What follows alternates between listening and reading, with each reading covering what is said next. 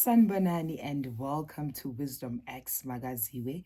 Imina ke ingane yamakhehla amadala, amakhehla amakhulu, amakhehla amahle. If you're watching for the first time, siyakwamukela. We are all about sharing God's word, wisdom, healing, and sharing light for the world to become better. I am a priest through Jesus Christ. Amen. I would like to start this video by thanking everyone who's been supporting this channel. Ngiyabonga, angiphezi la ngimi khona. Ngiyabonga to everyone who watches, subscribe to this channel, to the members who are not leaving me. Ngiyabonga. Angiphezi. uNkulunkulu anandisele ngaphakathi kwamakhaya wenu. Amen.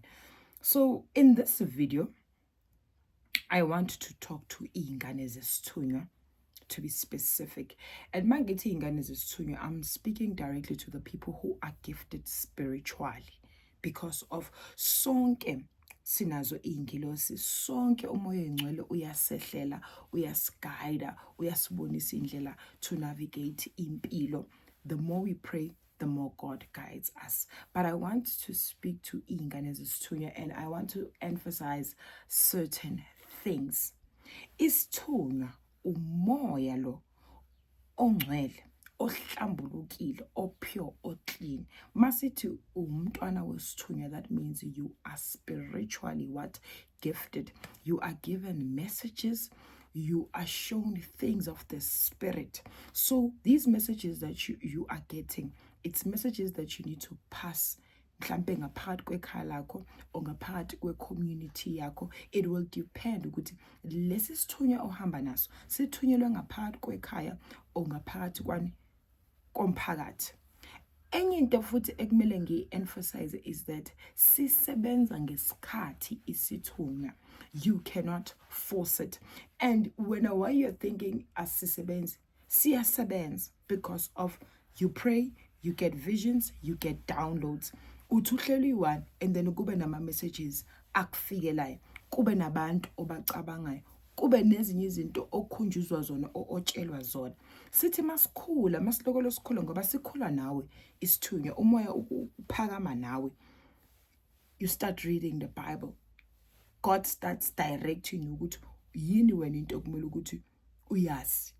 Certain books, certain Bible verses and scriptures, God guides you and shows you how to navigate. Because ekugcineni isithunywa umoya ohlambulukile owakhe uNkulunkulu that is here to ukudlulisa ama messages. Mo umntwana wesithunywa, you are more like a prophet, because of uyakwazi ukuprofita usho ukuthi kuso kunje kanje nakanje. Uyakwazi ukubona i-past, uyakwazi ukubona i-present, uyakwazi ukubona i-future. Amen. Hallelujah.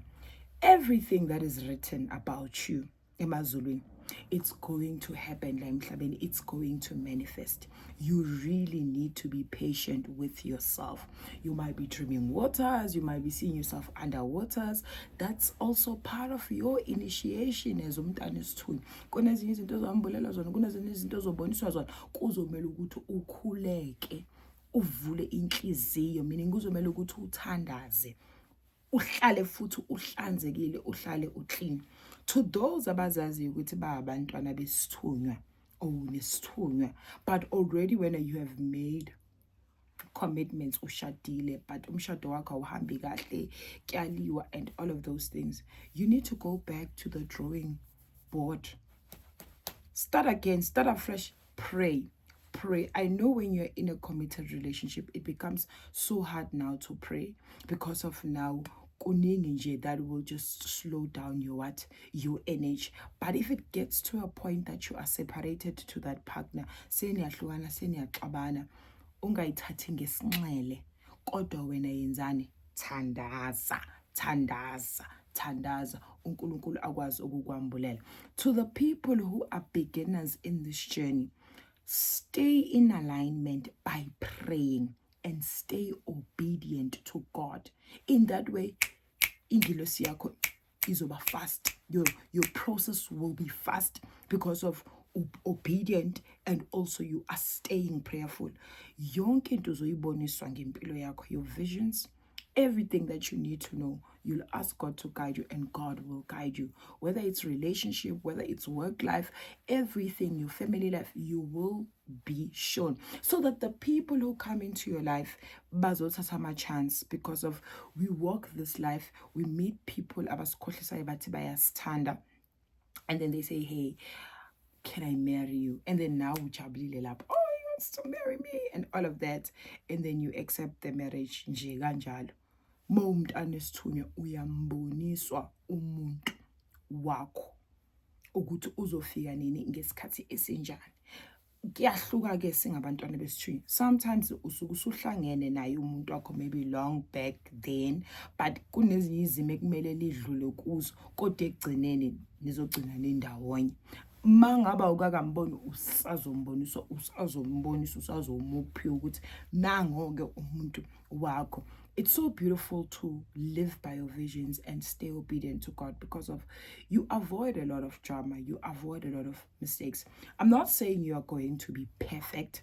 There's certain things that uNkulunkulu will allow you to get into, those relationships and all of those things, but ekugcineni mawubonisiwe ubonisiwe.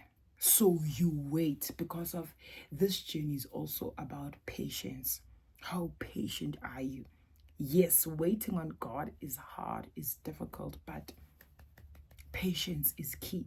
Your faith is key. Believing in things ongaziboni ukuthi zizoyenzakala, but believing ukuthi kuzokwenzakala. That's what you need. Pray, pray, pray.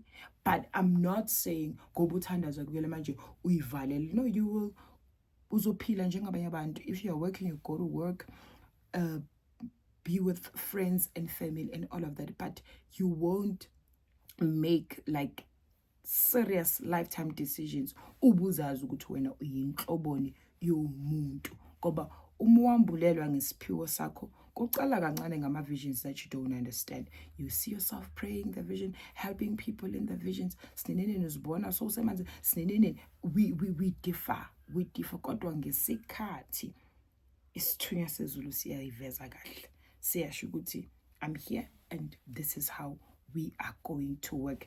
There are levels, there are processes that you need to follow.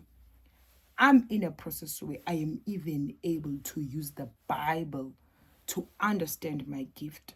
So kancane uNkulunkulu wenzani, uyakwambulela, uyakubonisa.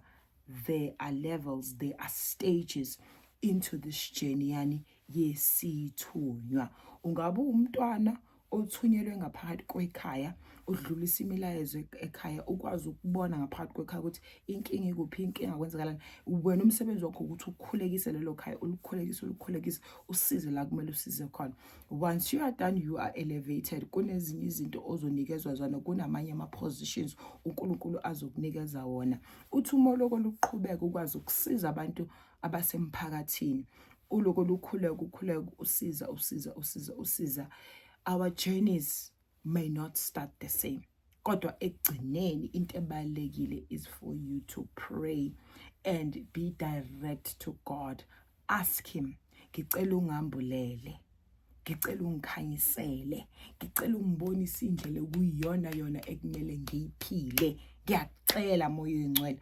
Uzokubonisa everything that you are supposed to know about your life, so that you don't make silly decisions, or you don't make reckless decisions. We are with a partner right now, and they're showing you that the partner is cheating, or they're showing you that the partner yako busy and things outside there.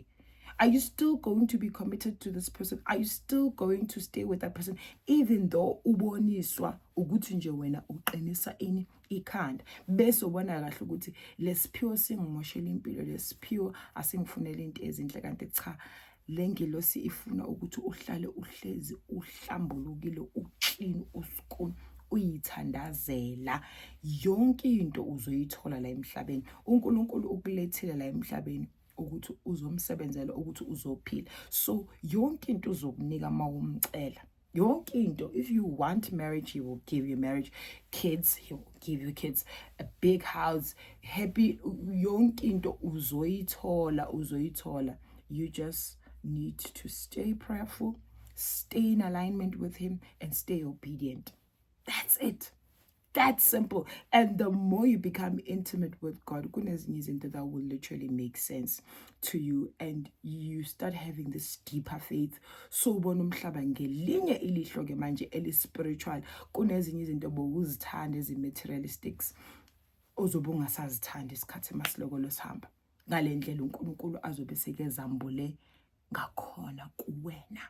I love you so much, guys. Akube nobumbano nozwana nothando ngaphakathi kwamakhaya wenu. Pray, pray, pray. Pray. Uzokwazi ukwambulelwa ngempilo yakho and stay in alignment.